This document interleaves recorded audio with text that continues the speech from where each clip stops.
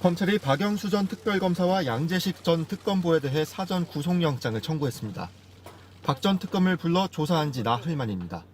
박 전 특검은 우리은행 이사회 의장 시절인 2014년 남욱 변호사 등 대장동 민간업자로부터 우리은행이 민간업자들의 컨소시엄에 참여하는 대가로 200억 원대 대장동 상가 시행 이익과 단독주택 2채를 뇌물로 약속받은 혐의를 받고 있습니다. 이듬해 우리은행의 참여가 무산되자 이번엔 대장동 개발 사업에 대출할 뜻이 있다는 여신의향서 발급 청탁과 함께 50억 원을 약속받고 실제 5억 원을 받아 챙긴 것으로 조사됐습니다. 박 전 특검의 측근인 양재식 전 특검보는 이 과정에서 양측의 요구를 조율한 것으로 검찰은 보고 있습니다.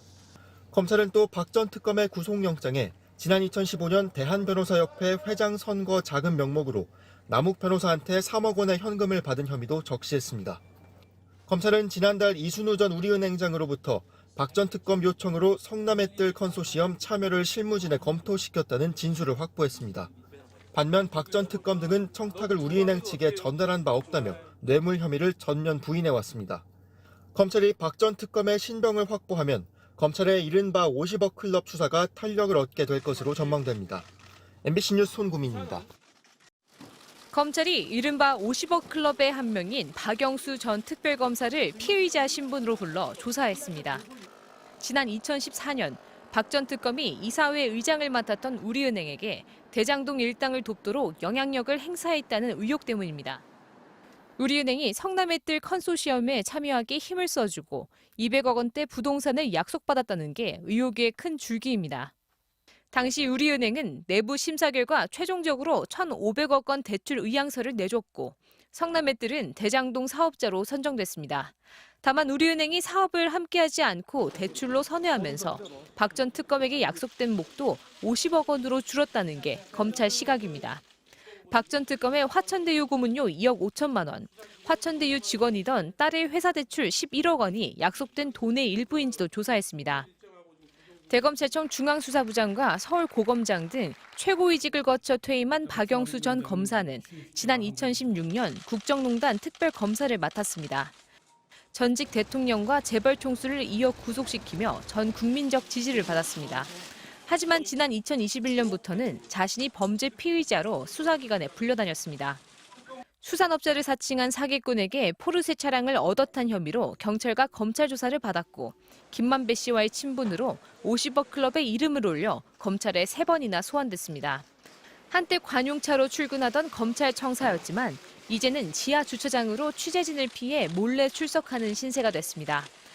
검찰은 조사를 마친 뒤 신병 처리 여부를 결정한다는 원론적인 입장만 밝히고 있는데 구속영장을 청구할 거라는 게 대체적인 전망입니다.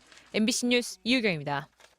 작년 봄 박영수 전 특별검사가 가짜 수산업자 김모 씨로부터 포르쉐 차량을 제공받았다는 의혹이 불거졌습니다.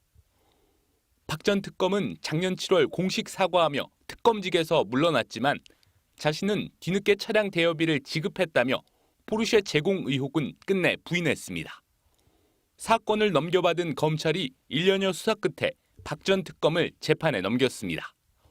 포르쉐 대여료 250만 원과 대게와 과메기 등 86만 원어치 수산물 선물을 더하면 청탁금지법상 1년에 받을 수 있는 금품 액수 300만 원을 넘긴다는 겁니다.